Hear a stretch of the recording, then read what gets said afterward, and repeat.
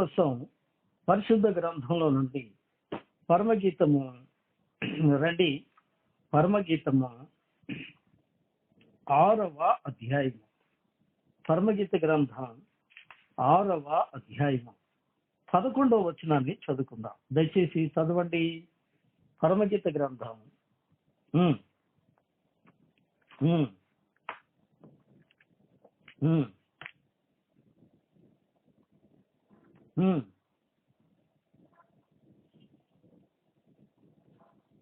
చాలమ్మా. లోయలలోని చెట్లు ఎట్లున్నవో చూచుటకు, ద్రాక్షావల్లులు చిగుర్చునో లేదో, దాడిమ వృక్షములు పూత పెట్టెనో లేదో చూచుటకు నేను అక్షోట వృక్షోద్యానమునకు వెళ్ళి తిని. చాలండి. చదివి సహాయం చేసిన సహోదరికి నా ప్రత్యేక వందనాలు తెలియజేస్తున్నా. దేవుడు ఆయన కృపతో మిమ్ములను నింపునుగాక. పరిశుద్ధ గ్రంథంలో నుండి ఒక చక్కని మాట ఈ పూట మనం ధ్యానం చేద్దాం. ఏమిటా మాట అంటే అక్షోట వృక్షోద్యానము. ఏమండి? లోయలలోని చెట్లు ఎట్లున్నవో చూచుటకు, ద్రాక్షావల్లులు చిగుర్చునో లేదో, దాడిమ వృక్షములు పూత పట్టినో లేదో చూచుటకు నేను అక్షోట వృక్షోద్యానమునకు వెళ్ళి తిని. ఇక్కడ అక్షోట వృక్షోద్యానము అనే మాటను గురించి ఇదే ప్రత్యేకమైన మాట ఏం కాదు, చాలా సింపుల్, మీకందరికీ తెలిసిన మాట. ఎందుకంటే ఇది మీకు అర్థం కావడానికి ఒకసారి ఇంగ్లీష్ బైబిల్ చదవాలి. I went down in the garden of nuts and see the fruits of the valley and see where the vine flourished and the pomegranate bud. ఇది ఇంగ్లీష్ లో ఉన్న మాట. నేను అక్షోట వృక్షోద్యానమునకు వెళ్ళి తిని అనే మాట ఇంగ్లీష్ లోకి వచ్చేటప్పటికి చాలా సింపుల్ గా అర్థమైపోయింది. ఏమిటా మాట అంటే I went down to the garden, అంటే నేను తోటలోనికి వెళ్ళి తిని, లేదా నేను ఉద్యానవనమునకు వెళ్ళి తిని. ఎందుకంటే టు సీ, ఏమండి, నేను చూచుటకు. ఇక్కడ తెలుగులో ఉన్న మాట వృక్షోద్యానము. ధ్యానము అంటే తెలుసుకోవటం, పరిశీలించటం, ఏమండి, తెలుసుకోవటం, పరీక్షించటం కదండి. కాబట్టి ధ్యానము అంటే దాన్ని తెలుసుకోవటం, దాన్ని అవగాహన చేసుకోవటం. గమనించండి, అక్షోట వృక్షోద్యానము. అక్షోట అంటే ఎక్కడ? అక్షోట అంటే ఒక తోట. ఆ తోటలో వృక్షాలను గురించి తెలుసుకోవడానికి ఆయన వెళుతున్నాడు అని దీని భావన. గమనించారు కదా? అక్షోట వృక్షోద్యానము అంటే కంగారు పడాల్సిన అవసరం ఏం లేదు. తోటలోని చెట్లు ఎట్లున్నవో చూచుటకు నేను వెళ్ళి తిని అనే మాట ఇది. ఇక్కడ ప్రియులారా, చెట్లు ఎన్ని ఉన్నాయి? 3 రకాలు ఉన్నాయి. వరుసగా చూడండి. ఇక్కడ ఈ 3 రకాల వృక్షాలను గురించి నేను జ్ఞాపకం చేస్తాను. చూద్దాం. 11వ వచనం. లోయలోని చెట్లు మొదటి మాట. 2 ద్రాక్షావల్లులు. 3 దాడిమ వృక్షములు. గమనించండి. ఏంటి అట? లోయలలోని చెట్లు, ద్రాక్షావల్లులు, దాడిమ వృక్షములు. 3 రకాల చెట్లను గురించి ఇక్కడ మాట్లాడుతున్నాడు. ఏమండి? చక్కని మాటలు. ఇక్కడ తోటలోని చెట్లు. తోట అంటే ఏంటి? ఏమండి?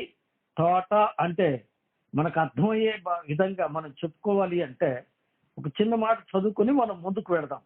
చూడండి, యెషయా పుస్తకం 5వ అధ్యాయము. 5వ అధ్యాయం అండి. మొదటి వచనాన్ని మనం చదువుకుందాం. ఏమండి? 5వ అధ్యాయము మొదటి. నా ప్రియుని గూర్చి పాడెదను వినుడి. చదమ్మా. ఉమ్,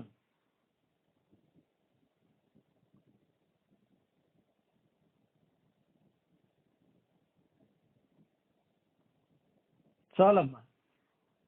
నా ప్రియునికి ఏముందంట? ఒక ద్రాక్ష తోట ఉంది. ఒక ద్రాక్ష తోట. గమనించండి, ద్రాక్ష తోట అంటే చెట్లు నాటించుకొని ఏమండి దాని కాయలు తినాలని అనుకుంటున్నాడా ఆయన? కాదు. దీని అర్థం ఏంటంటే చూడండి 7వ వాక్యం. ఇశ్రాయేలు వంశము సైన్యముల అధిపతి యెహోవా ద్రాక్ష తోట, యూదా మనుష్యులు ఆయనకి ఇష్టమైన వనము. ఆయన న్యాయము కావాలని చూడగా బలాత్కారము కలిగను, నీతి కావాలని చూడగా రోదనము వినబడెను. వినదా? ఇక్కడ దాని అర్థం. ఎందుకంటే నేను అర్థం గురించి మాట్లాడుతున్నా. ఏమండి, ఇక్కడ చెట్లు అంటే అర్థం ఏంటంటే మామూలుగా చెట్లు నాటించుకొని తోట వేసుకొని ఉన్నాయి అని కాదు దాని అర్థం. ఇక్కడ చెట్లు అంటే ప్రియులరా మనుషులు, దేవుడు ఏర్పరచుకొనిన మనుషులు. చదివాం, యూదా మనుషులు, ఇశ్రాయేలీయులు. ఆయన ద్రాక్ష తోట, ఆయనకి ఇష్టమైన వనము అని అర్థం. కాబట్టి ఆయన ఏ చూడటానికి వెళ్ళాడు గమనించరా? అక్షోట వృక్షోధ్యానము అంటే వృక్షములను కూర్చి ధ్యానిస్తున్నాడట, అంటే పరిశీలన చేస్తున్నాడు. చక్కని మాటలు మనం పరిశీలన చేయాలి. అంటే ఇక్కడ వృక్షాలంటే ఏంటి? మనుషులు. గమనించరా? మనుషులు. ఎవరా మనుషులు? ఆయన మనుషులు, ఆయనకి ఇష్టమైన మనుషులు. వాళ్ళని పరిశీలించడానికి ఆయన దిగొచ్చేట. ఏమండి, నేను ఏమండి లోయలలోని చెట్లున్నవో ఎట్లున్నవో చూచుటకు నేను అక్షోట వృక్షోద్యానమునకు వెళితిని అని తెలుగులో ఉంది, కానీ ఇంగ్లీష్ లో ఐ వెంట్ డౌన్ అని ఉంది. ఏమండి, ఐ వెంట్ డౌన్ అంటే నేను దిగొచ్చాను, నేను దిగి వెళుతున్నాను. ఎందుకు అంటే ఆ చెట్లను చూడటానికి, ఆ చెట్లను పరిశీలన చేయడానికి. ఆ చెట్లు ఎవరు అంటే మనం ఇందాక చదివాము. ఎవరండి? యూదా మనుషులు, ఆయనకి ఇష్టమైన ద్రాక్ష తోట. ఏమండి, ఇశ్రాయేలీయులు ఆయన వనము అని చెప్పాడు. కాబట్టి ఆ చెట్లు ఇశ్రాయేలీయులు, ఆ చెట్లు యూదులు, ఆ చెట్లు దేవుని పిల్లలు. గమనించండి, ఇక్కడ 3 వృక్షాలు లేదా 3 చెట్లను గురించి నేను చెప్పాను. ఒకటి లోయలోని చెట్లు. గమనించండి, లోయలోని చెట్లు. అందుకొరకై ఒక మాట మనం విందాం. చూడండి, యెషయా గ్రంథం 41వ అధ్యాయము. యెషయా గ్రంథం 41వ అధ్యాయము 19వ వచనాన్ని చదువుదాం. చెట్టు లేని మెట్టల మీద నేను నదులను పారజేసేదను, లోయల మధ్యను ఓటలను ఉపకజేసేదను, అరణ్యమును నీటి మడుగుగాను ఎండిన నేలను నీటి బుగ్గలుగాను చేసేదను. నేను అరణ్యములో దేవదారు వృక్షమును, తుమ్మ చెట్లను, గొంజి చెట్లను, తైల వృక్షములను నాటించెదను. అడవిలో తమాల వృక్షములను, సరళ వృక్షములను, నేరేడు వృక్షములను నాటించదు. వినండి, ఇక్కడ లోయలలోని చెట్లు అన్నాడు. ఏమండి, యెషయా గ్రంథంలో మనం చదివాము లోయలలోని చెట్లు. లోయలు అంటే ఏమండి? లోయలు అంటే శ్రమలు. దేవుని వాక్యంలో మనం చూస్తాం శ్రమలు అంటే కష్టాల్లో ఉన్న. ఏమండి, ఇంకో మాట 23వ కీర్తన చూడండి. 23వ కీర్తనల పుస్తకం 23వ అధ్యాయం. 23వ అధ్యాయంలో భక్తుడు ఇలా పాడుతున్నాడు. చూడండి, ఏమండి 4వ వచనం. గాఢాంధకారములో నేను సంచిదను, ఏ అపాయమునకు భయపడను. వినరా? గాఢాంధకారపు లోయ అన్నాడు. గాఢాంధకారపు లోయ అంటే శ్రమలలో ఉన్న జీవితం. ఏమండి, శ్రమలలో ఉన్న జీవితం. 84వ కీర్తన 6వ వచనంలో మనము బాకాలోయలో సంచరించుదురు అని మనం చదువుతాం. వారు బాకాలోయలో పడి దానిని జలమయముగా చేయుదురు అని చదువుతున్నాం. అంటే దీని అర్థం ఏంటంటే, ఏమండి, ఇక్కడ గాఢాంధకారపు లోయ అంటే బహు కష్టాల్లో ఉన్న జీవితాలు అని అర్థం. రెండవది బాకాలోయ అంటే కన్నీటితో దేవుని వాక్యము విత్తు యొక్క దైవ సేవకుల పరిచర్యను చూపిస్తుంది. కాబట్టి ఆయన ఎవరిని చూడటానికి వస్తున్నాడు? మొట్టమొదట లోయలలోని చెట్లు. లోయల్లోని చెట్లు అంటే కష్టాల్లో ఉన్నవారు, శ్రమల్లో ఉన్నవారు, ఎలా ఉన్నారో, కృంగిపోతున్నారో, పడిపోతున్నారో వారిని పరిశీలించడానికి వస్తున్నారట. వాస్తవానికి ధ్యానం ఇది కాదు, నేను ఇంట్రడక్షన్ మాత్రమే చెప్పి ముందుకు వెళ్తాను. రెండో మాట, ద్రాక్షావల్లును చిగురించినో లేదో అన్నాడు. ద్రాక్షావల్లి అంటే కృత నిబంధన ప్రకారం యోహాను సువార్త 15వ అధ్యాయంలో ప్రభువారు అన్నారు, నేను నిజమైన ద్రాక్షావల్లిని, నా తండ్రి వ్యవసాయకుడు కదండి. కాబట్టి ఇక్కడ ద్రాక్షావల్లి అంటే క్రీస్తు శరీరము అనగా సంఘమే. ఆయన సంఘాన్ని సూచిస్తూ ఉంది. మూడవది దాడిమ వృక్షాలు. ఏమండి, కొందరు విశ్వాసులు దాడిమ వృక్షాల్లాగా ఉంటారు. వారు పూత పెడుతూ ఉంటారు, పూత రాలిపోతూ ఉంటుంది. ఏమండి, వారు ప్రభు కొరకు చిగురిస్తూ ఉంటారు, మళ్ళీ వెనక్కి వెళ్తూ ఉంటారు. అంటే వెనక్కి ముందుకు వెళ్ళే విశ్వాసులు, ప్రభు కొరకు రక్షించబడిన విశ్వాసులు, ప్రభు సన్నిధిలో శ్రమల్లో ఉన్న విశ్వాసులు, ప్రభువు సేవలో కన్నీరు విడుస్తున్నటువంటి దేవుని బిడ్డలు, వీళ్ళందరినీ పరీక్షించడానికి ఆయన వెళుతున్నట్ట. గమనించారా? వీళ్ళందరినీ ఆయన పరిశీలించడానికి వెళుతున్నట్ట. గమనించండి, ఆయన పరిశీలిస్తున్నప్పుడు వాళ్ళు ఎట్టున్నారు? త్వరగా కొన్ని మాటలు నేను జ్ఞాపకం చేస్తానండి. ఇక్కడ బైబిల్లో కొన్ని తోటలను మీకు ముందుకు పెడతాను. ఆ తోటలను ప్రభు సందర్శిస్తూ వచ్చారు. సందర్శించినప్పుడు వాళ్ళు ఎలా ఉన్నారు, వాళ్ళు ఎటువంటి ఫలితము పొందారు, తద్వారా మనము ఏమి నేర్చుకోవాలి అనేది ఇక్కడ ధ్యానాంశం. రండి, మొదటి తోట. బైబిల్లో మొట్టమొదటి తోటను మనం ఎక్కడ చూస్తామండి? ఎక్కడ చూస్తాము అనగా రైట్, మీరు చెప్పింది కరెక్ట్ అమ్మా. చూడండి, మొట్టమొదటి తోట ఆదికాండ గ్రంథం 2వ అధ్యాయము, ఆదికాండ గ్రంథం 2వ అధ్యాయము 8వ వాక్యం. దేవుడైన యెహోవా తూర్పున ఏదెనులో ఒక తోట వేసి తాను నిర్మించిన నరుని దానిలో ఉంచెను. దీని పేరు ఏదెను తోట, గార్డెన్ ఆఫ్ ఈడెన్. ఇది ఎవరి కోసం వేశాడు? ఆయన తాను సృజించిన మనిషి కోసం వేశాడు.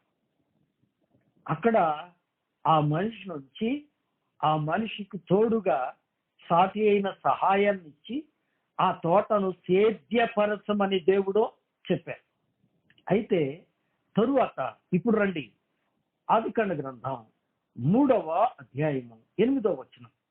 చల్లబూటను ఆదామును అతని భార్యయు తోటలో సంచరించుచున్న దేవుడైన యెహోవా స్వరమును విని, దేవుడైన యెహోవా ఎదుటికి రాకుండా తోట చెట్ల మధ్యను దాగుకొనగా. వినరా? ఆయన దిగొచ్చాడు. మొట్టమొదట ఏదేలో తోట వేసాడు. ఆ తోట వేసి ఆ తోటలో అతన్ని తన సతీ సమేతంగా ఉంచి దీన్ని సేద్యపరుస్తూ మీరు ఆశీర్వదించబడండి అని చెప్పిన దేవుని మాటను వాళ్ళు ఏం చేశారండి? మీరిపోయారు. వాళ్ళు ఎట్టున్నారో చూద్దామని వచ్చాడు ఆయన. చూసి పలకరిద్దామని వచ్చి చల్లబోట ఆదామా అని పిలిచినప్పుడు ఆదాము చెట్ల చాటున దాక్కున్నట్టు. ఆదామా అని పిలిచినప్పుడు అతడు ఏం చెప్పాడండి? ఏం చెప్పాడు? దేవుడైన యెహోవా ఆదామును పిలిచి నీవెక్కడున్నావని అడగగా అందుకు అతడు, నేను తోటలో నీ స్వరం వినినప్పుడు దిగంబరిగా ఉంటిని గనుక భయపడి దాగుకొంటిని. వినరా? ఈ సందర్భం అంతా మనకు తెలుసు. ప్రియులరా, దేవుని సన్నిధిలోనికి వచ్చినప్పుడు, దేవుని బిడ్డలను దేవుడు చూచినప్పుడు, దేవుని బిడ్డలు దేవుని ఎదుటికి రాకుండా దాక్కుంటున్నారు. ఎందుకు? ఎందుకు అనగా ప్రభు యొక్క ఆజ్ఞ వారు ఏం చేశారండి? అతిక్రమించారు. పరిశుద్ధ లేఖనం మనం చెప్తుంది, ఆజ్ఞాతిక్రమమే పాపము కదండి. కాబట్టి పొరపాటు చేశారు కనుక దేవుని ఎదుటికి రాలేకపోతున్నారు. ఆయన ఏదేను తోటలోకి వచ్చి ఏం చూస్తున్నాడు? ఏదేను తోటలో తాను పెట్టినటువంటి ప్రియులర ఆదామును చూస్తున్నాడు, హవ్వను చూస్తున్నాడు. అనగా మామూలుగా భౌతిక సంబంధమైన చెట్లను కాదు, మనుషులనే చూస్తున్నాడు ఆయన. ఇప్పుడు వాక్యం వింటున్న స్నేహితుడు, సోదరు, దేవుడు నిన్ను రక్షించి, దేవుడు నిన్ను ఒక స్థలములో ఉంచి, దేవుడు నీకు ఒక బాధ్యత అప్పగించాడు. బాధ్యత అప్పగించిన ఆయన నిన్ను పరిశీలించకుండా ఉంటాడా? పరిశీలించినప్పుడు నువ్వు ఎలా ఉన్నావు, ఏ స్థితిలో ఉన్నావు, దయతో పరిశీలించుకోవాలని ప్రభుపేట మనం చేస్తున్నాం. దేవుడు ఆదామును తన పోలిక చొప్పున తన స్వరూపమందు సృజించి మంచి స్థలములో పెట్టి ఏం చేసాడండి? తినడానికి ఆహారం, మంచి ఫలవృక్షాలు, త్రాగడానికి ఏమండి నది నీళ్లు. అంతేనండి. ఇంకా మనం అక్కడ చదువుకుంటూ పోతే సమయం చాలా వృధా అవుతుంది. బంగారు ఉంది ఆయనకి, వెండి ఉంది, వెలగల రాళ్ళు, ఏమండి సమస్తం ఏదేను తోటలో ఉంచి నువ్వు ఇక్కడుండి నా మాట ప్రకారం నడుచుకోయ్యా అంటే ఏం చేసాడు చెప్పండి? దేవుని మాటను మీరాడు. బాబు, అమ్మ, దేవుడు నిన్ను రక్షించి ఆయనకు ప్రతినిధిగా నిన్ను ఉంచితే నువ్వెలా ఉన్నావు? నువ్వెలా ఉన్నావు? నీ స్థితి ఎలా ఉంది? ప్రభువు నిన్ను పిలిచినప్పుడు పలకగలుగుతున్నావా? అదామని పిలవగానే, అయ్యా నీ స్వరం విన్నప్పుడు నేను దిగంబరిగా ఉన్నాను కనుక దాక్కున్నాను. నిజమే ప్రియుల. చాలా మంది ఏం చేస్తారంటే లాస్ట్ చివర్లో కూర్చోవాలనుకుంటారు. ఎందుకంటే అదొక గొప్ప అనుకుంటారు కదండి. వాస్తవానికి అది కథ. ఒకవేళ వాక్యం చెప్పే పాస్టర్ గారు టక్కన ఏదన్నా అడిగితే చెప్పాల్సి వస్తుందేమో కదండి. ఏమండి, స్టూడెంట్స్ కూడా లాస్ట్ బెంచ్ అంటే ఎక్కువ ఇష్టపడతారు. మాట్లాడుకోవచ్చు, ఏమండి ఇష్టం వచ్చిన పనులన్నీ చేసుకోవచ్చు. ఫ్రంట్ బెంచ్ లో కూర్చుంటే ఏమండి టీచర్ గారి కళ్ళ ముందు ఉంటాం, లేకపోతే ఆయన పిలిచింది వెంటనే సమాధానమో చెప్పాలి, ఇరుక్కుపోతాం కదండి. వెనక్కి వెళ్ళటానికి, దాక్కోవడానికి ప్రభు సన్నిధిలో నువ్వు దాక్కుంటున్నావా? నువ్వు దాక్కునే స్థితిలో ఉన్నావా? నువ్వు దాక్కోవడానికి ఏది కారణం? ఏ స్థితిలో నువ్వు ఉన్నావు? ముందుకు వెళదాం త్వరగా. ఫలితంగా వారు ఏం చేయబడ్డారండి? ఏదేను తోటలో నుంచి త్రోసి వేయబడ్డారు. ఈ పూట వాక్యం వింటున్న నీవు తస్మాత్ జాగ్రత్త. రెండవదండి, ఆదికాండ గ్రంథం 18వ అధ్యాయం. ఇక్కడ ఒక తోటను మనం చూస్తాం. వాస్తవానికి ఇక్కడ తోట అని తెలుగులో ఉంటుంది కానీ ఇంగ్లీష్లో ఉండదు. తెలుగులో ఏముందండి? సింధూర వనము. 18వ అధ్యాయం 1వ వచనం. మరియు మమ్రే దగ్గరనున్న సింధూర వనములో అబ్రహాము ఎండవేళ గుడారపు ద్వారమందు కూర్చుని ఉన్నప్పుడు యెహోవా అతనికి కనబడెను. వినరా? గమనించండి, దేవుడు ఎక్కడికి వచ్చాట? సింధూర వనము. గమనించండి, సింధూర వనము. సింధూరము అంటే రక్తవర్ణము. రక్తవర్ణము అంటే సింధూరవనము అంటే దేవుడు స్వరక్తమిచ్చి సంపాదించిన దేవుని బిడ్డలు. ఏమండి, రక్తవర్ణము అనగా రక్తముతో రక్షించబడిన పిల్లలు. ఆ పిల్లలున్న చోటుకు వచ్చేట. ఆయన వచ్చేటప్పటికి అబ్రాహాం ఏం చేస్తున్నాడు? గుడారపు ద్వారం ముందు ధ్యానిస్తూ ఉన్నాడు, ప్రార్థన చేసుకుంటూ ఉన్నాడు. 19వ అధ్యాయం మొదటి వచనం. ఏమండి? మొదటి వచనం నేను చదవను కానీ చూడండి. సాయంకాలం మందు ఆ ఇద్దరు దేవదూతలు సొదొమ చేరున్నప్పటికీ లోతు సొదొమ గవిని యొద్ద కూర్చుండెను. ఎక్కడ కూర్చున్నాడు? సావిట్లో కూర్చున్నాడా? ఏమండి? కాదు. ఎక్కడ కూర్చున్నాడండి? ఊరి గడప దగ్గర కూర్చున్నట్ట. ఇంటి గడప దగ్గరేమో ఏమండి అబ్రహాం కూర్చొని ప్రార్థన చేస్తున్నాడు. ఏమండి లోతు ఏం చేస్తున్నాడండి? ఊరి గడప దగ్గర కూర్చొని, ఊరి గవిని యొద్ద కూర్చొని ఏం చేస్తున్నాడండి? పెద్దలతో ఏమండి లోక పరిస్థితులను గురించి మాట్లాడుతున్నాడు. అతడు ప్రార్థిస్తున్నాడు, ఇతడేమో ఏమండి ఏం చేస్తున్నాడు? ఊరి పెత్తనాన్ని గురించి మాట్లాడుతున్నాడు. ఈ పూట వాక్యం వింటున్న ప్రియ స్నేహితుల సోదరు, ప్రభువు దిగి వచ్చి నిన్ను చూస్తే ఇప్పుడు ఇదే మిక్కిలి అనుకూల సమయం, ఇదే గొప్ప రక్షణ దినం. ఇప్పుడు ప్రభువు నేను దర్శించడానికి దిగి వస్తే నువ్వు ఎలా ఉన్నావు? ఏ స్థితిలో ఉన్నావు? అక్షోట వృక్షోద్యానమునకు దిగి వచ్చాడు ఆయన. దిగి వచ్చినప్పుడు అబ్రహాము ఎలా ఉన్నాడండి? ప్రార్థన చేసుకుంటూ ఉన్నాడు. ప్రార్థన ఫలితంగా ఇస్సాకును వాగ్దానంగా పొందుకున్నాడు. కానీ లోతు ఏమండి అతడు సొదొమ పట్టణము నుండి వెళ్ళగొట్టబడి కుటుంబం చెదిరిపోయింది. కారణం దేవుడు దిగి వచ్చే సమయానికి అతని పని, అతని యొక్క ప్రవర్తన సరిగా లేదు. వాస్తవానికి ఈ సింధూర వనం దగ్గరికి ప్రభు ఎందుకు వచ్చారు? ఎందుకు అంటే ప్రియులారా, సొదొమ దేవునికి మొరపెట్టిందట. మొరపెట్టినప్పుడు దేవుడు అంటున్నాడు, ఆ సొదొమ మొర సరిగా ఉందో లేదో నేను చూడాలి. చూడండి 18వ అధ్యాయం 21వ వచనం. 18వ అధ్యాయము 21వ వచనం ఆదికాండం. నేను దిగిపోయి నా యొద్దకు వచ్చిన ఆ మొర చొప్పుననే వారు సంపూర్ణముగా చేసిదో లేదో చూచెదను, చేయని యెడల నేను తెలుసుకొందును అని. ఎందుకు వచ్చాడు ఆయన?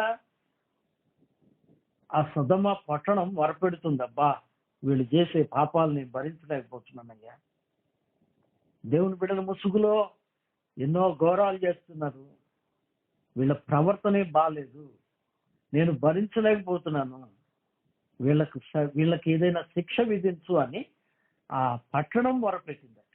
ఆ మొర విని దాన్ని పరిశీలించడానికి వచ్చాడు యేసయ్య. నిజమే ప్రియులారా, ఈ పూట వాక్యం వింటున్న మనం, దేవుడు మనల్ని పరిశీలించడానికి వస్తున్నాడు. త్వరగా మనం ముందుకు వెళదాం. మనం ముందుకు వెళదాం. తరువాత గమనించండి, రాజుల మొదటి గ్రంథం 21వ అధ్యాయం. రాజుల మొదటి గ్రంథం అండి 21వ అధ్యాయం. 21వ అధ్యాయంలో ఇక్కడ ఒక వనము లేదా తోట కనిపిస్తుంది. అప్పుడు దేవుడు ఇలా అంటున్నాడు. ఏమంటున్నాడు? ఇది నాబోతు ద్రాక్ష తోట. మొదటి వచనం మీరు తర్వాత చదువుకోండి. దీన్ని ఏమంటారు? నాబోతు ద్రాక్ష తోట. ఇప్పుడు దేవుడు అంటున్నాడు, చూడండి 17, 18 వచనాలు చదువుతాను. అప్పుడు యెహోవా వాక్కు తిష్బీయుడైన ఏలియాకు ప్రత్యక్షమై ఇలాగ సెలవిచ్చెను, నీవు లేచి షోమ్రోనులోనున్న ఇశ్రాయేలు రాజైన అహాబును ఎదుర్కొనుటకు బయలుదేరుము. అతడు నాబోతు యొక్క ద్రాక్ష తోటలో ఉన్నాడు, అతడు దానిని స్వాధీనపరుచుకొనబోయెను. ఇక్కడ ఏం జరుగుతుందండి? బలాత్కారం జరుగుతుంది. నాబోతు ఒక భక్తుడు, యథార్థవంతుడు, దేవుని దాసుని యొక్క ఆ తోటను, తన ఆస్తిని ఏం చేస్తున్నాడు చెప్పండి? ఈ అహాబు ఏం చేస్తున్నాడు? ప్రియులారా, ఆ యొక్క అహాబు దాన్ని బలవంతంగా స్వాధీనపరచుకోవడానికి వెళ్ళాడు. ఈ సంగతి దేవుడు చూసి తన దాసుడైన ఏలియాకు చెప్తున్నాడు. నీవు లేచి అహాబు దగ్గరికి వెళ్ళు. నీవు అన్యాయంగా నాబోతును చంపించావు, అతని ద్రాక్ష తోటను నీవు స్వాధీనం చేసుకున్నావు. కాబట్టి ఎక్కడైతే నాబోతు రక్తము కుక్కలు నాకినాయో నీ రక్తం కూడా అదే విధంగా కుక్కలు నాకుతాయని దేవుడు తీర్పు తీర్చాడు. ప్రియులారా, ఇక్కడ బలాత్కరించబడిన తోట నేను ముందే చెప్పాను. తోటలోని చెట్లు అంటే ప్రియులారా అవి మనుషులే. బలాత్కరించబడిన మనుషులు, బలవంతముగా స్వాధీనపరుచుకునబడిన మనుషులు. నిజమే, దేవుని పిల్లలు కష్టాల్లో ఉంటే దేవుడు చూస్తూ ఊరుకోడండి. దేవుని బిడ్డలకు జరిగిన అన్యాయానికి ప్రతీకారము చెయ్యక మానడు. ఈ పూట వాక్యం వింటున్న ప్రియ స్నేహితుడా, సోదరి, సాతాను నీ మీద బలవంతంగా హింస పెడుతున్నాడా? దేవుడు చూస్తున్నాడు. ధైర్యంగా ఉండు. దేవుడు నీ పక్షాన తీర్పు తీర్చకపోడు. ఇది బలవంతముగా స్వాధీనపరుచుకొనిన తోట. గమనించండి, ఇదే నాబోతు ద్రాక్ష తోట. ఈ యొక్క నాబోతు ద్రాక్ష తోటను అహాబు బలవంతంగా స్వాధీనం చేసుకున్నాడు. అదే విధంగా మనం ఇందాక చదివాం యెషయా గ్రంథం 5వ అధ్యాయం 1వ వచనం. అక్కడ యెహోవా ద్రాక్ష తోట ఇశ్రాయేలీలే అనుకున్నాం. అలాగే ఇశ్రాయేలీలను ఏమండి ఐగుప్తు రాజైన ఫరో బలవంతముగా ఏం చేశాడు చెప్పండి? స్వాధీనం చేసుకున్నాడు. బలవంతంగా స్వాధీనం చేసుకున్నాడు. తనకు దాసులుగా చేసుకున్నాడు.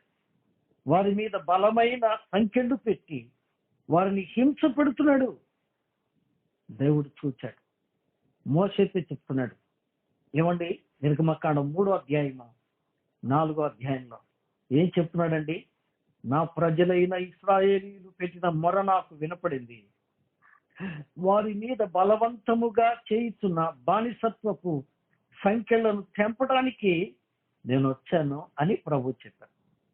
నిజమే ప్రియులారా, అలా తెంపి బానిస సంఖ్యలను తెంపి ఏం చేసినట్ట చూడండి.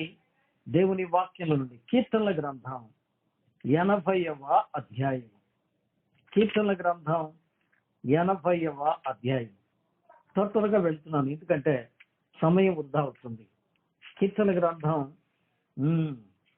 80వ అధ్యాయం. ఇక్కడ కీర్తనాకారుడు చెప్తున్న ఒక చక్కని మాట మీ దృష్టికి తీసుకొస్తాను. ఏమంటున్నాడు చూడండి. 8వ వచనం, 80వ అధ్యాయం 8వ వచనం. నీవు ఐగుప్తులో నుండి ఒక ద్రాక్షావల్లిని తెచ్చితివి, అన్య జనులను వెళ్ళగొట్టి దానిని నాటితివి. ఏమండి, ఇశ్రాయేలు వంశము ద్రాక్ష తోట. ఆ ద్రాక్ష తోటను ఆయన ఏం చేశాడండి?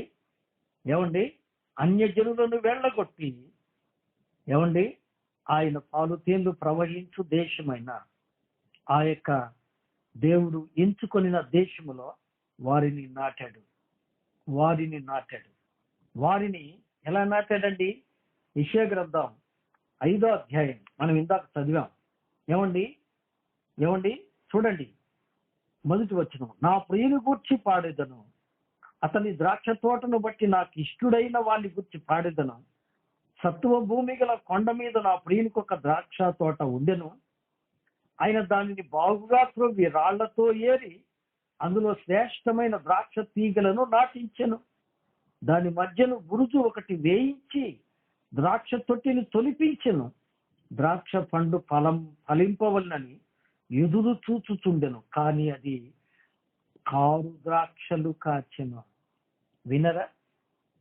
ప్రభువు తీసుకొచ్చి మంచి స్థలంలో నాటి వారి కొరకు ఎన్నో మేళ్ళు ఉపకారాలు చేస్తే ఆ ద్రాక్ష తోట ఏం చేస్తుందండి?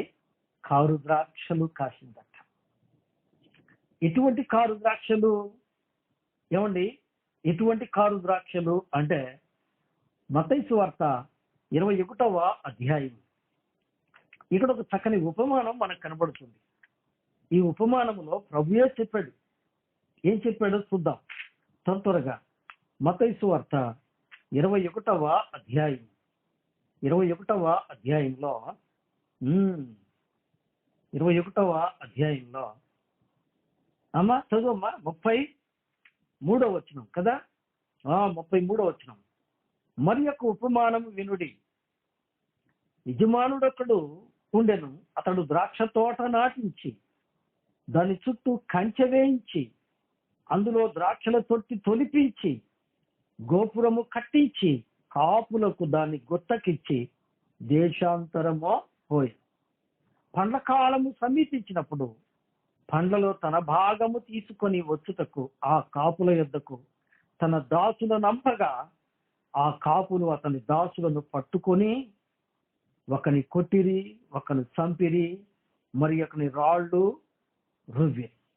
మరియు అతడు మునుపటి కంటే ఎక్కువ మంది ఇతర దాసులను పంపగా వారు వీరిని ఆ ప్రకారమే చేశారు. తుదకు నా కుమారుని సన్మానించదరనుకొని తన కుమారుని వారి యొద్దకు పంపెను. అయినను ఆ కాపులు కుమారుని చూచి ఇతడు వారసుడు, ఇతన్ని చంపి ఇతని స్వాస్థ్యము తీసుకుందని రండని తమలో తాము చెప్పుకొని అతని పట్టుకొని ద్రాక్ష తోట వెలుపట పడవేసి చంపిరి.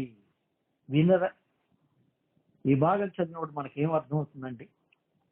ఇశ్రాయేలీయులను దేవుడు ఐగుప్తు బానిసత్వం నుండి తీసుకొచ్చి పాలుతేళ్లు ప్రవహించు మంచి దేశంలో నాటించి ఆయన వారిని ఆశీర్వదిస్తే వారు ఏం చేశారంటే దేవుని మీదనే తిరగబడ్డారు.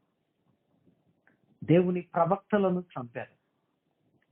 దేవుని యొక్క ప్రవచనాన్ని నిర్లక్ష్యం చేశారు.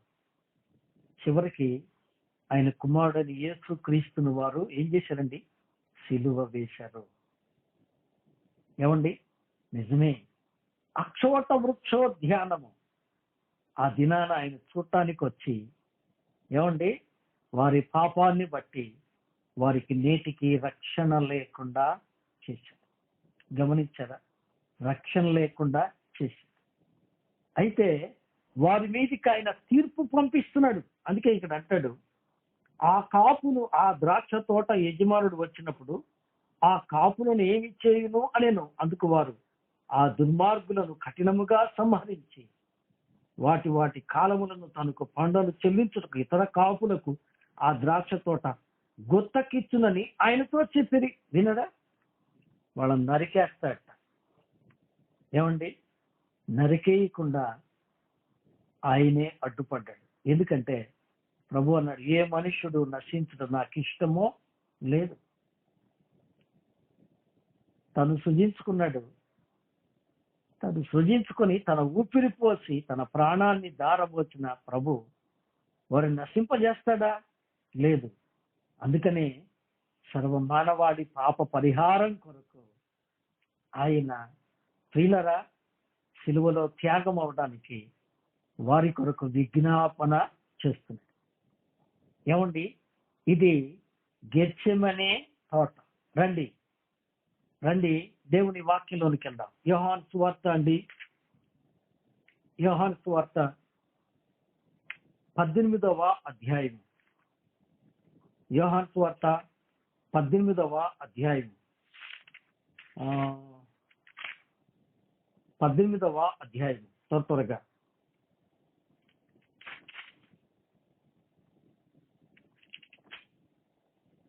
మొదటి వచనం. యేసు ఈ మాటలు చెప్పి తన శిష్యులతో కూడా కిద్రోను వాగు దాటి పోయెను. అక్కడ ఒక చోట ఉండెను.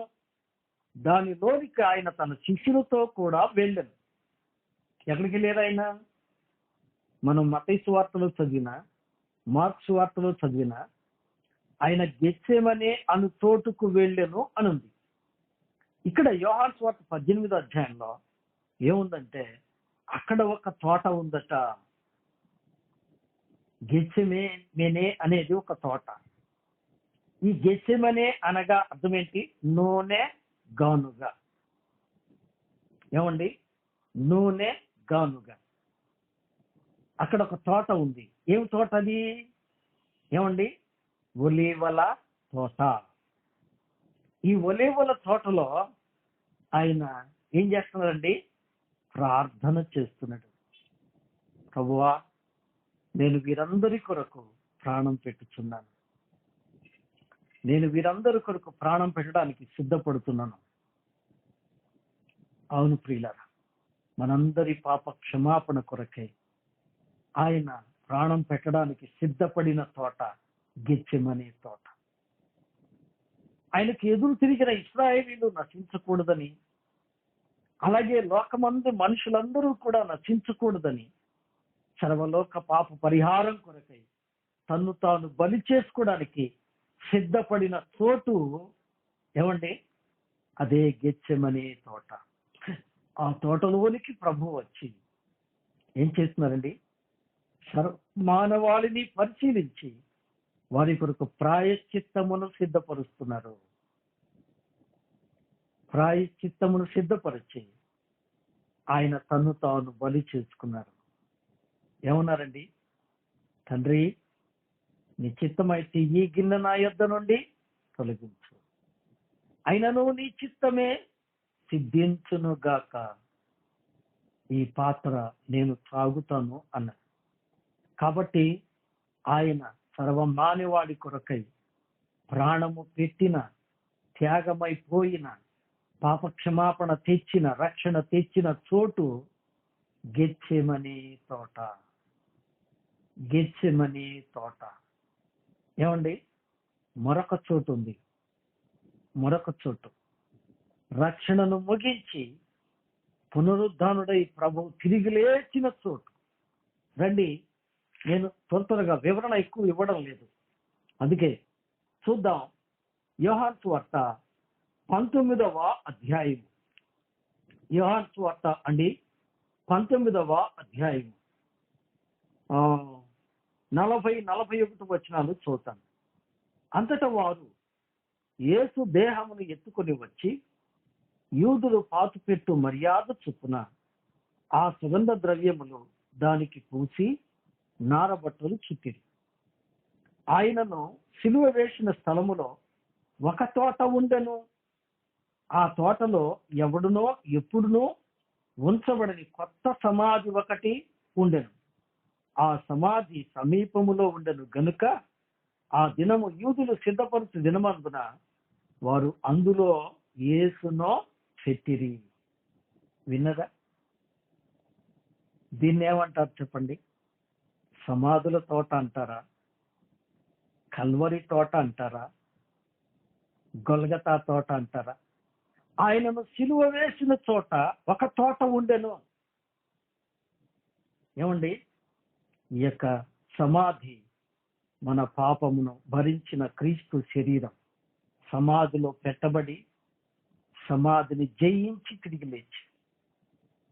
అవునండి, ఆ యొక్క గెత్సెమనే తోటలో మన రక్షణ కొరకై ఆయన తను తాను త్యాగం చేసుకున్నాడు. ఈ యొక్క ప్రియులర సమాధుల తోటను జయించి 3వ దినమున తిరిగి లేచారు.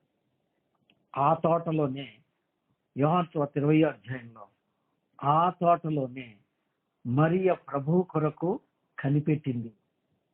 అందుకే ఆయన్ని ఏమనుకుందండి?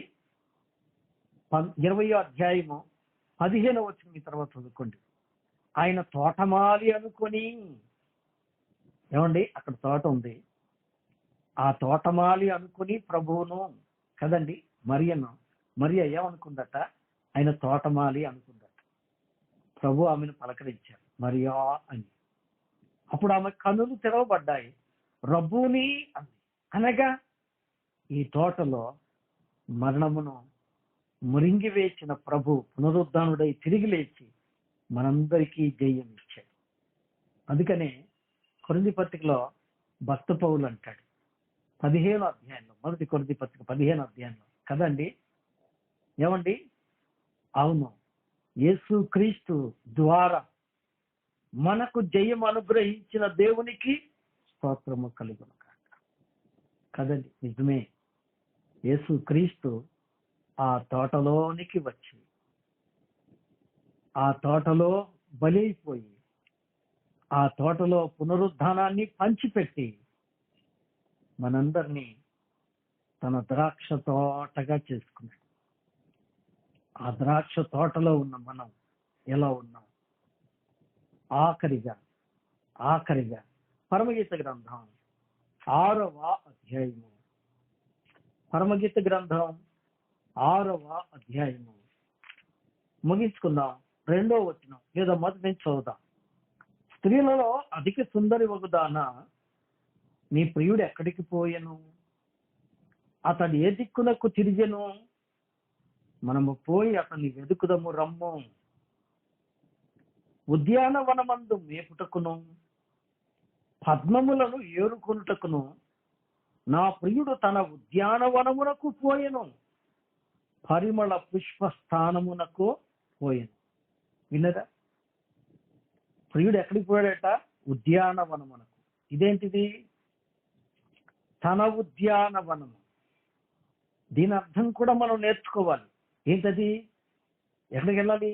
యెషయా గ్రంథం 5వ అధ్యాయంలోకి వెళ్ళాలి. ఏం చదివాం అక్కడ?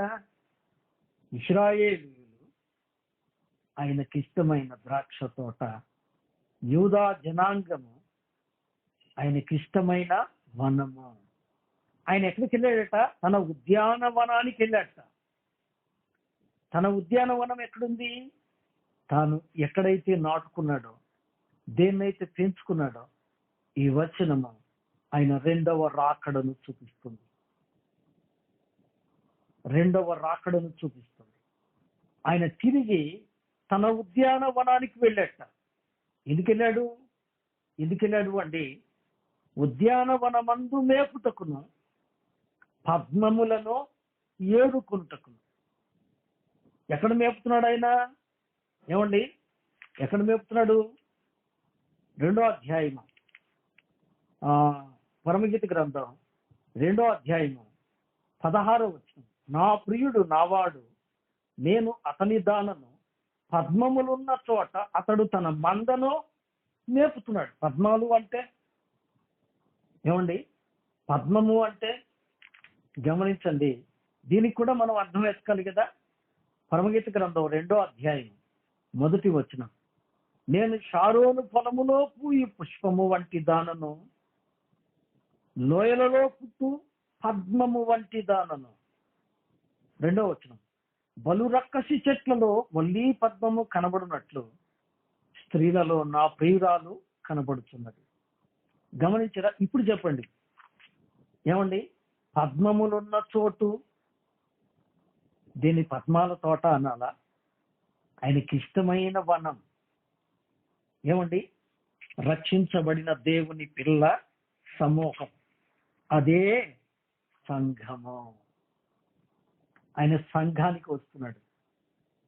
ఆయన ఇశ్రాయేలు ప్రజలను వెతకడానికి వస్తున్నాడు. ఏమండి? ఇది రెండవ రాకడ సూచన అని చెప్పాను కదండి. దీని గురించి సవిస్తరంగా ఈసారి కలుసుకున్నప్పుడు ధ్యానం చేద్దాం. ప్రియులారా, ఇప్పుడు మనం ఆయన భూమి మీదికి రాబోతున్నాడు రెండోసారి. ఎందుకట?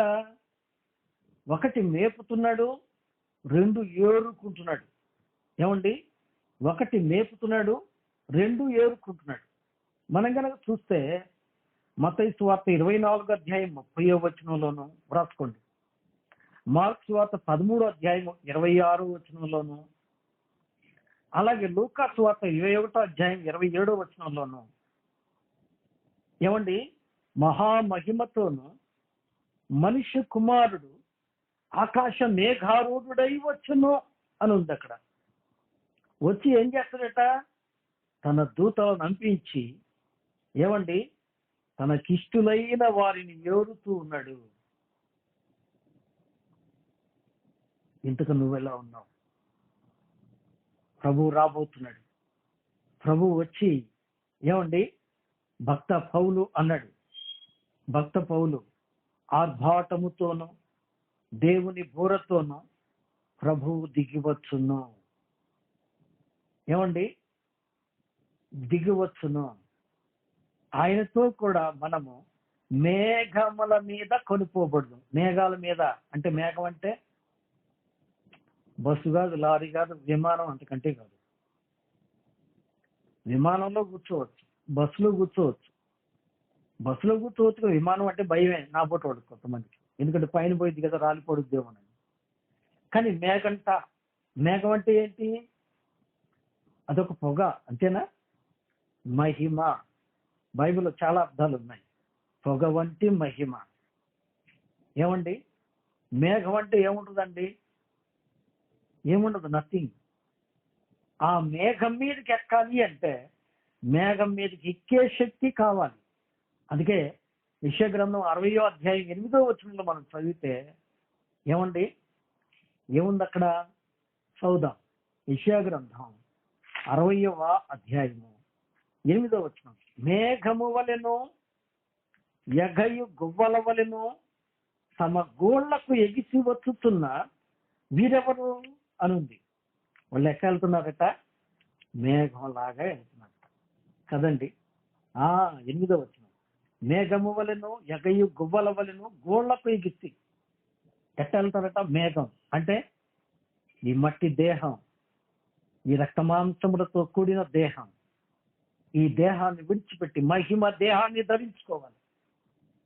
అలా ధరించుకోవాలి అంటే ఏమండి, ఫిలిప్పీ పత్రికలో ఉంది, మన పౌరస్థితి పరలోకమందున్నది. అక్కడి నుంచి వచ్చుచున్న ప్రభు అయిన యేసుక్రీస్తుని రక్షకుని కొరకు ఎదురు చూస్తున్నాం. ఆయన రెప్పపాటున మన దీన శరీరమును తన మహిమ గల శరీరమునకు సమరూపంగా మారుస్తారట. అలా మార్చాలి అంటే మనం సిద్ధంగా ఉన్నామా? ప్రభు వస్తున్నాడు. అక్షోట వృక్షో ధ్యానమునకు వస్తున్నాడు. ఆయన వచ్చినప్పుడు ఆయన ఏరుకోవడం మొదలుపెట్టినప్పుడు ఏమి ఏర్తాడట? పద్మాలను ఏర్తాడట. పద్మము అంటే పరిశుద్ధ సంఘము, పరిశుద్ధుల సమూహము, పరిశుద్ధ బిడ్డలను ఏరుతున్నట్ట. ఆయన ఏరుకునేటప్పుడు నువ్వు ఎండిపోయిన పుష్పంలాగా ఉంటావా? వాడిపోయిన పుష్పంలాగా ఉంటావా? పరిపక్వత కలిగిన సువాసన భరితమైన భక్తిపూర్వకమైన పరిశుద్ధమైన పద్మములాగుంటావా? ఇంతకు నువ్వు ఎలా ఉన్నావు? ఏమండి, మనం చదివాం కదా పరమగీత గ్రంథం 6వ అధ్యాయము 11వ వచనం కదా. ఏం చదివాం? లోయలలోని చెట్లు ఎట్లున్నవో, ద్రాక్షవల్లు చిగుర్చినో లేదో, దాడమ వృక్షములు పూత పట్టినో లేదో చూచుటకు నేను అక్షోట వృక్షోద్యానమునకు వెళ్ళి తిని. ఎక్కడికి వెళ్ళాడట ఆయన? చూడటానికి వెళ్ళాట. ఆదాము అవ్వలను పరిశీలించిన దేవుడు, ఆహాబు క్రియను పరిశీలించిన దేవుడు, లోతు జీవితాన్ని పరిశీలించిన దేవుడు, ఇశ్రాయేలు సమాజాన్ని పరిశీలించిన దేవుడు, వారందరి రక్షణ కొరకై తన ప్రాణాన్ని పెట్టిన దేవుడు, నీ కొరకు తను తాను బలి చేసుకుని తిరిగి లేచి నీకు రక్షణ ఇచ్చిన దేవుడు. రక్షించబడిన నీవు సిద్ధంగా ఉన్నావో లేదో చూడటానికి వస్తున్నాడు. ఇదిగో ఆయన మేఘారూఢుడై వస్తున్నాడు. ఆయన వచ్చినప్పుడు నీవు సిద్ధంగా ఉంటే ఆయనతో కూడా మోక్షానికి వెళ్తావు, లేకపోతే విడిచిపెట్టబడతావు. అక్షోట వృక్షోద్యానం. ఆయన తన బిడ్డలను ఏమండి ఏరుకొనుటకు వస్తున్నాడు. ఏరుకోవటానికి, తీసుకోవటానికి, తనతో పాటు మోక్షానికి తీసుకెళ్ళటానికి వస్తున్నాడు. నువ్వు సిద్ధమా? ఆయన ఎప్పుడు వచ్చునో నీకు తెలియదు గనక మీరునో సిద్ధముగా ఉండండి. ఏమండి, లోతులాగా లోకాన్ని ప్రేమించకండి, ఆహాబులాగా కఠినత్వం కలిగి ఉండకండి. ప్రియులారా, ఇశ్రాయేలీలాగా దేవుని మరిచి మూర్ఖత్వం ప్రదర్శించకండి. ప్రభు కొరకు సిద్ధంగా ఉండండి. ప్రభు వచ్చి మిమ్మలను పరలోకానికి తీసుకువెళ్ళినట్టు మిమ్మును మీరు సిద్ధపరచుకునండి. అతి కృప వాక్యం విన్న మనకందరికీ ప్రభు అనుగ్రహించును గాక. దేవుడు తన మాటలను మన కొరకై ఆశీర్వదించును గాక. ఆమేన్. ఆమేన్.